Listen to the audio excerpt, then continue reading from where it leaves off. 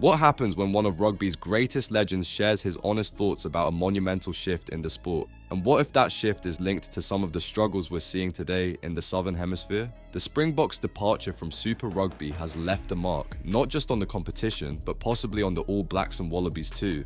Habana, one of the greatest players in rugby history, has opened up about his deep nostalgia for Super Rugby. The two-time Super Rugby champion with the Bulls and scorer of a remarkable 59 tries in the competition didn't hold back when reflecting on South Africa's decision to leave Super Rugby and join the United Rugby Championship. During his playing career, Habana thrived in the Southern Hemisphere's premier club competition, but when South Africa's top teams, the Bulls, Lions, Sharks and Stormers, moved north in 2021, it marked a seismic shift in the rugby landscape. While the Springboks celebrated back-to-back Rugby World Cup victories in 2019 and 2023, debates began to swirl about how this move impacted the broader rugby world. Former Springboks captain Bobby Skinstad believes the absence of South African teams in Super Rugby has undeniably affected the All Blacks and Wallabies. In an exclusive interview with Planet Rugby, Skinstad explained, "At the World Cup, many of my contemporaries were disappointed that they didn't have the challenge of playing South African teams anymore.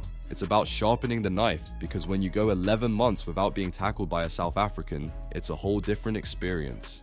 This sentiment was echoed by Habana, who described the current state of Super Rugby as abysmal since South Africa's departure. Speaking on the kickoffs and kick-ons, Habana shared his concerns not just about the competition, but about the broader implications for rugby's growth in the Southern Hemisphere. "South Africa leaving Super Rugby has been abysmal in my personal opinion. I know the financial reasons behind it, but for the growth of rugby, having a strong Southern Hemisphere presence is crucial," Habana stated.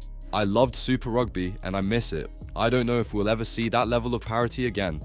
This shake-up has also brought challenges for Australia and New Zealand. The Wallabies had a dismal World Cup in 2023, failing to advance beyond the group stage. And while the All Blacks reached the final, their dominance has waned, with the team failing to reclaim the world's #1 ranking since 2019, a spot they once held for much of 2 decades. Despite these challenges, Habana is optimistic about what's to come, particularly with Australia under Joe Schmidt's guidance. After struggling under Eddie Jones, the Wallabies showed flashes of brilliance during their November tour, defeating England and Wales before losing narrowly to Ireland. Looking ahead, Habana sees potential in the upcoming Rugby Championship. "I love the challenge against the Wallabies. It always brought something unique. And what we've seen recently has me excited for the 2-test series in South Africa next year," he added. With South Africa hosting Schmidt's Wallabies in back-to-back fixtures, the stage is set for a rugby championship filled with renewed intensity. But the lingering question remains, has the Southern Hemisphere lost some of its spark without the Springboks in Super Rugby? What do you think? Has South Africa's exit from Super Rugby weakened the Southern Hemisphere, or has it created new opportunities for growth? And will we ever see a return to the Super Rugby glory days? Let us know your thoughts in the comments, and don't forget to subscribe to Green and Gold Army News for more updates on the biggest stories in rugby.